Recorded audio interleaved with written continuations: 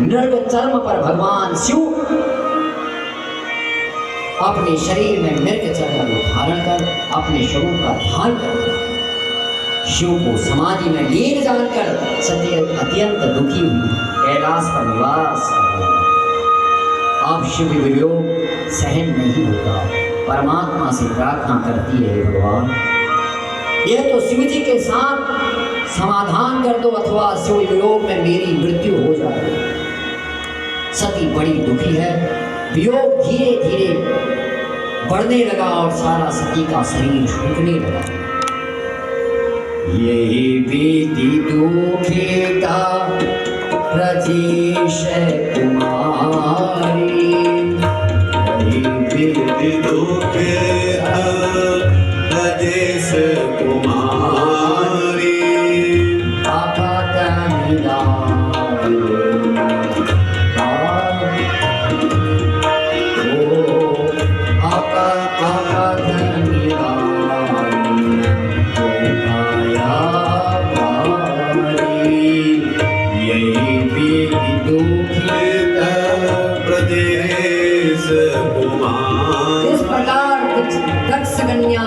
सती दुखित थी, उनका दुख ऐसा कठिन था, शब्दों से उसको वर्णन नहीं कर सकती।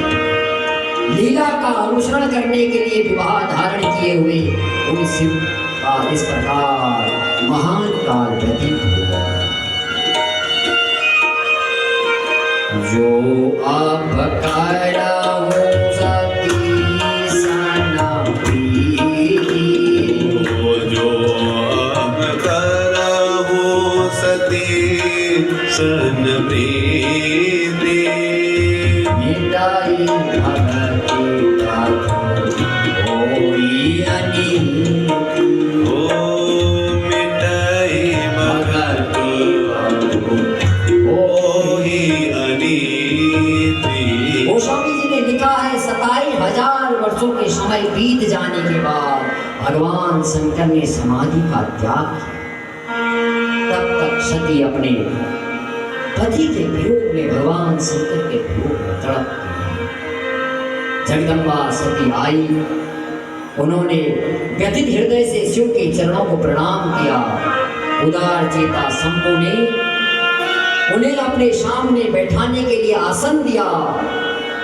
आसनं दत्वान शंभो स्वसम्मुख उदारधि, अथवा सन्मुख शंकर आसनु दीना वाम भाग में नहीं बैठा। पति सो बोली झूठ अरूप, वेश सिया का कर की, तेही से त्यागे उनसे कही शिव सन्मुख आसन दी। सामने बैठी पति पत्नी का संबंध टूट गया। सती सामने बैठी, उनकी कथा मुख, उनका मुंह सूख गया है। सती को दुखित देखकर भगवान को लगा कि कोई कथा कहूं, सती का दुख कम हो जाए। क्यों? कथा से ही दुखों का निवारण हो, कथा से ही व्यथा कम होगी। इसलिए बड़े प्रेम से सती का दुख कम हो, ऐसी अनेक प्रकार की मनोहर कथाएं शिवजी कहने लगे। शिव ने अपनी लीला से सती के दुख को दूर कर दिया। सती पूर्ववत सुखी हो गई, किंतु शिवजी ने अपनी प्रतिज्ञा को नहीं किया। हे नारद, मुनि लोग शिव और शिवा की ऐसी कथा कहते हैं। कुछ विद्वान लोग उनका वियोग भी मानते हैं। शिव शिवा के चरित्र को कौन जान सकता है? मैंने जो आपको कहा यह तो उनकी कथा है, पर मैं इस कथा को जानने वाली मेरी बुद्धि नहीं है। शिव और शिवा के प्रेम को, शिव और शिवा के त्याग को कौन जान सकता है? हे नारद, एक समय प्रयागराज में महात्मा ऋषि मुनि एकत्र हुए। वहां सम्मिलित सभी महात्माओं ने विधि विधान से बहुत बड़ा यज्ञ किया।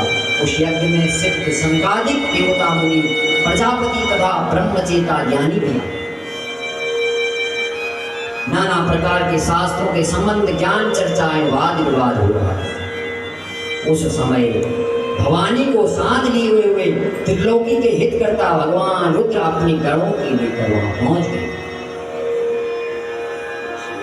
और शिव के आगमन पर दर्शन से संतुष्ट होकर सभी लोग ने अपनी भाग्य की प्रसन्नता की और अपने स्थान पर बैठ गए। तभी उस समय जो प्रजापति का अधिपति बनाया गया था राजा दक्ष को अकस्मात घूमते हुए पहुंच गया और मुझे प्रणाम करके कहते हैं ब्रह्मा जी, और अपने आसन पर बैठ गए।